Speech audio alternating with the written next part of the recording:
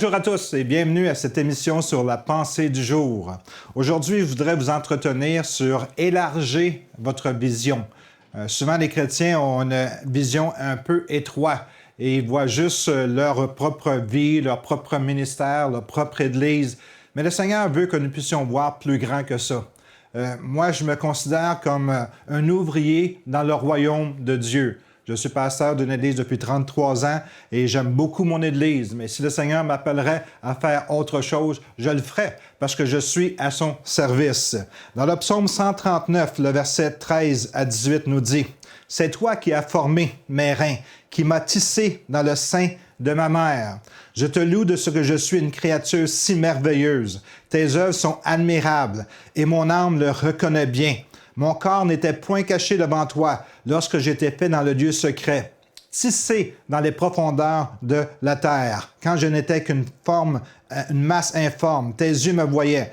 Et sur ton livre étaient tout inscrits les jours qui m'étaient destinés, avant qu'aucun d'eux n'existât. Que tes pensées, ô Dieu, me semblent impénétrables, que le nombre en est grand. Si je les compte, elles sont plus nombreuses que les grains de sable. Vous savez, c'est seulement Dieu qui est le juge de votre valeur. Si on veut élargir notre vision, on doit réaliser qui nous sommes. Si Dieu me dit dans ce passage que je suis une créature merveilleuse, je le crois parce que c'est Dieu qui me l'a dit. N'acceptez pas ce que les gens disent de vous, parce que souvent c'est quelque chose de négatif. Mais Dieu te regarde et voit une personne extraordinaire. Il a connu tout ton futur. Il l'a écrit d'ailleurs. Et il voudrait que tu ailles plus loin dans les choses de Dieu. Souvent, on se limite à cause de notre conception, de notre entourage, de qu'est-ce que les gens disent sur nous, de leurs réactions. Des fois, c'est pas toujours des paroles, mais des fois, c'est des gestes. Et ils nous considèrent peu. Mais savez-vous une chose? Le plus que tu vas servir le Seigneur, le moins que les gens vont réaliser que tu es une personne importante. Mais parce qu'il y a deux royaumes, le royaume de ce monde et le royaume de Dieu. Quand tu fais partie du royaume de Dieu, ceux qui font partie du royaume de Dieu veulent te mépriser, comme ils ont méprisé Jésus. Ils ne changeront pas à ton endroit parce que tu es un disciple de Jésus-Christ et tu aimes le Seigneur. Mais tu dois réaliser que tu es une personne importante. C'est seulement Dieu qui sait qui tu es et qui tu seras un jour.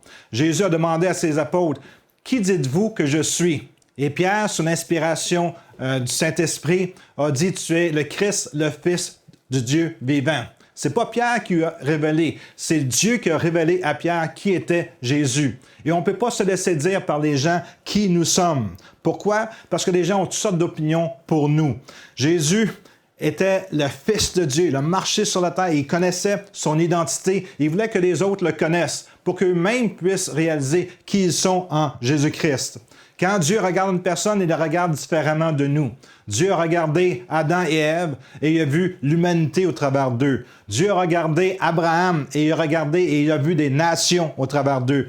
Dieu a vu où Moïse, les gens le voyaient comme un meurtrier, mais le Seigneur le voyait comme un libérateur. Jacob, le monde le voyait comme un trompeur, et c'est vrai qu'il était, mais Dieu le voyait comme un Messie, un sauveur de son peuple. Personne ne voyait en roi David, même pas son père, quelque chose d'important. Mais Dieu en fait un roi. Laissez-moi vous demander ce matin, qu'est-ce que Dieu voit en toi? On raconte que Michel-Ange était un grand sculpteur, un peintre également. Et il fallait d'abord qu'il y avait un gros bloc de marbre qui était devant lui. Et avant de pouvoir commencer à ciseler, à frapper, à faire une forme avec le bloc de marbre, il passait des journées à faire le tour de son bloc, à analyser le bloc et à voir l'image qui était pour finalement créer avec son imagination. C'est important de réaliser que tant que tu ne verras pas qui tu es, ça ne se concrétisera pas. La parole de Dieu nous dit dans Romains 4,16, les héritiers le sont par la foi. Et notre vie sur la terre doit être une vie de foi. Laisse pas les autres te dire qui tu es. Réalise qui tu es au travers de la parole de Dieu, au travers de ta relation avec le Seigneur. Parce que Dieu a fait de nous des gens qui sont complètement différents. Et il y a une beauté dans la diversité. Je ne désire pas être comme mes amis qui sont peut-être plus populaires que moi. Je suis content de qui je suis. Si vous me demanderiez si j'aurais eu le choix, ça aurait été différent. Quand j'ai commencé dans le ministère, ou même avant de commencer dans le ministère, je me voyais, parce que je savais que j'avais un appel de Dieu, je me voyais comme un mélange de Billy Graham et un chanteur populaire de gospel dans ce temps-là. Et je croyais que les gens étaient pour tomber quand j'étais pour parler. Et ça ne s'est pas produit. Le Seigneur, avec le temps, m'a démontré qui j'étais et ce qui s'attendait de moi. Et depuis que j'ai compris l'appel sur ma vie, j'ai fonctionné dans ce domaine-là et j'ai vu beaucoup de succès. Romains 8, 17 nous dit « Dieu qui donne la vie aux morts et qui appelle les choses qui ne sont point comme si elles étaient, espérant contre toute espérance, il crut, en sorte qu'il devint père d'une grande nation, un grand nombre de nations. » On parle ici évidemment d'Abraham, qui devient le père de notre nation, le père de notre foi. Et Gédéon, c'est tout un phénomène, Gédéon. Il y a un ange qui est venu le voir et lui a dit « Vaillant guerrier ». Et Gédéon se disait, à qui donc parle-t-il?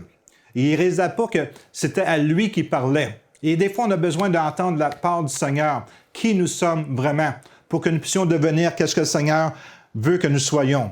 On a besoin d'accepter qu'est-ce que Dieu dit sur nous. Et si Dieu dit que nous sommes une créature merveilleuse, nous sommes une créature merveilleuse. Et moi, j'ai commencé à le croire quand que je l'ai accepté par la foi. Parce que des fois, notre raisonnement, on se regarde dans le miroir, on dit « Seigneur, tu ne vois pas grand-chose, moi je ne vois pas grand-chose. » Mais quand le Seigneur le dit, on doit l'accepter et marcher par la foi.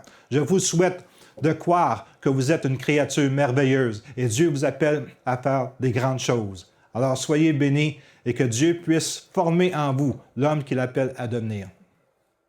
Pour aller plus en profondeur, vous pouvez lire et télécharger la version complète de cette pensée du jour sur le site enseigne-moi.com.